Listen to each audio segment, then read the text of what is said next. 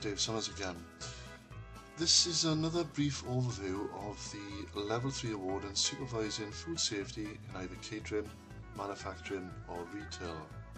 And we are the only company in the UK to offer online training in Level 2, Level 3 and Level 4 food safety, and also Level 2 health and safety in the workplace. So let's have a look at the course outcomes. The aim of the course is to improve the supervisory and food safety skills of candidates. Outcomes: to provide candidates with sufficient knowledge to enable them to improve the standards and safety of their operation, reduce the risk of food poisoning and food complaints, identify hazards, controls, monitoring and corrective action, interpret the requirements of food safety legislation, and successfully complete a Level 3 examination, which is a paper-based examination which is sent to the responsible person of a venue of your choosing, and the responsible person would supervise the exam. Now, it does consist of 13 lectures, so let's have a look at each lecture in turn. So lecture 1 starts off with an introduction to food safety, and the aim of this lecture is to provide an understanding of the terminology in respect to supervising food safety procedures. And learning outcomes: by the end of this module, the candidate would be able to define food hygiene, safe food and food poisoning terminology, state the economical impact of both good and bad food safety practices on businesses, employees and customers, and list the groups of people who are most at risk from food poisoning and foodborne illness. So that takes us on to Lecture 2, Microbiology. And the aim of this unit is to provide a detailed understanding of microorganisms, their effect on the food industry and how they can be effectively controlled.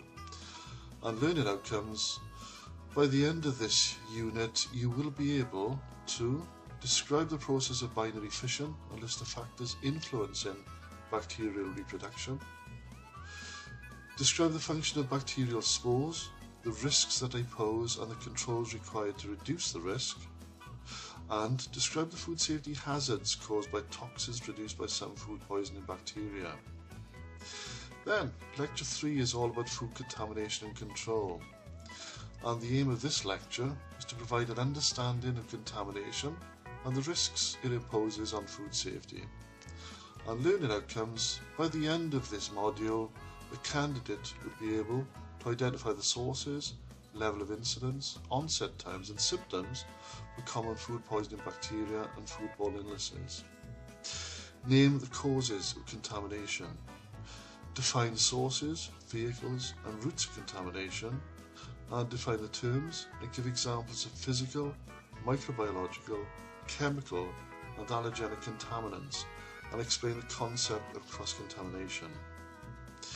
Then, Lecture 4, we look at food poisoning, and the aim of this lecture is to provide an understanding of the causes and effects of food poisoning and to clarify the specific and genetic controls required in order to prevent an outbreak of food poisoning.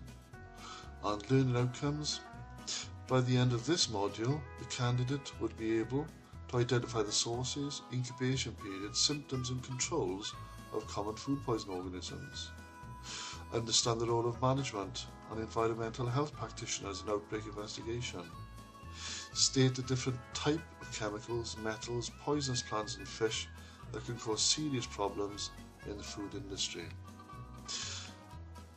Then that takes us on to Lecture 5, which is about foodborne disease.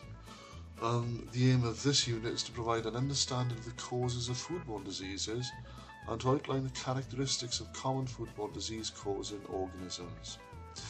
And learning outcomes: by the end of this module, the candidate would be able to identify how many organisms are required to cause a problem, state why multiplication in food is not essential, identify which bacteria is the most common cause of diarrhea in the UK and possibly the civilized world, and know which bacteria will not multiply significantly in a refrigerator. This takes us to Lecture 6, all about personal hygiene. And the aim of this unit is to provide an understanding of the need for high standards of personal hygiene. And the learning outcomes are: by the end of this module, the candidate would be able to explain the importance of personal hygiene and the responsibilities of food handlers and how standards can be monitored. State why suspected cases of people suffering from food poisoning or foodborne illness should be excluded from food handling duties. Then we look at Lecture 7, which is food storage and temperature control. The aim of this unit is to provide an understanding of the role temperature plays in the control of food safety. Learning outcomes.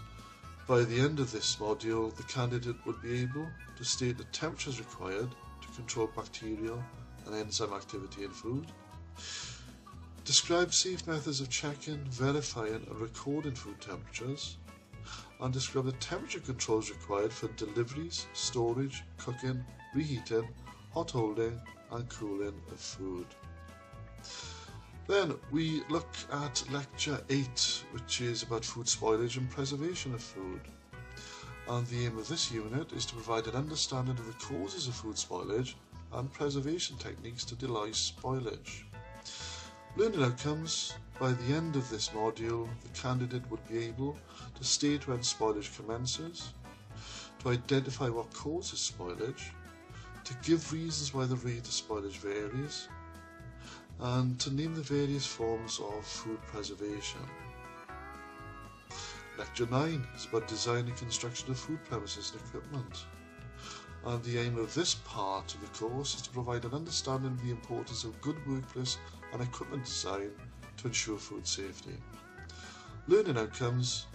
By the end of this module, the candidate would be able to list the design features of a suitable premise for the preparation of food, including the importance of layout and food flow, to state the requirements for adequate lighting and ventilation, to describe suitable finishes for fixtures and fittings, and to list the properties of equipment for use in food premises. Then, Lecture 10, Cleaning and Disinfection. The aim of this part of the course is to provide an understanding of the importance of supervising high standards of cleanliness in food premises. And learning outcomes.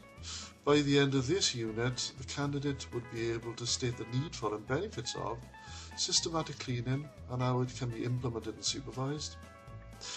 Explain the products utilised in cleaning, disinfecting, sanitising and sterilising, and the methods of cleaning food equipment, food and hand contact surfaces and other surfaces in the food premise. Then, Lecture 11 is Integrated Pest Management. And the aim of this part of the course is to provide an understanding of the importance of good pest control practice. On the learning outcomes, by the end of this module, the candidate would be able to list common food pests and describe the risks they pose to food safety. Describe the different methods of control that can be used and the role of supervisory management in controlling food pests. Then on to the penultimate lecture, Supervisory Management, Lecture 12. The aim of this course, or part of the course, is to provide an understanding of the principles of the HACCP system and how a supervisor can contribute to the implementation of a food safety management system in a catering enterprise. And learning outcomes. By the end of this module, the candidate would be able to give the differences between QC and QA, state the areas for consideration in developing a HACCP system, identify what type of monitoring and sampling assists in the provision of food safety, say why we need a food safety policy, and give reasons why staff induction and ongoing training are so important and the contribution a supervisor can make to it. Then we look at the last lecture, Lecture 13, Food Safety Legislation. And the aim of this last part of the course is to provide an awareness of UK and European food safety legislation to ensure compliance in the food business. Learning outcomes. By the end of this unit, the candidate would be able to state the current food safety legislation which relates to food premises and be aware of where guidance on the law may be sought. To explain the concept of due diligence, to state the responsibilities and powers of authorised officers and criteria for prosecution, and lastly, state the role of the supervisor in the investigation of an outbreak of food poisoning or foodborne illness.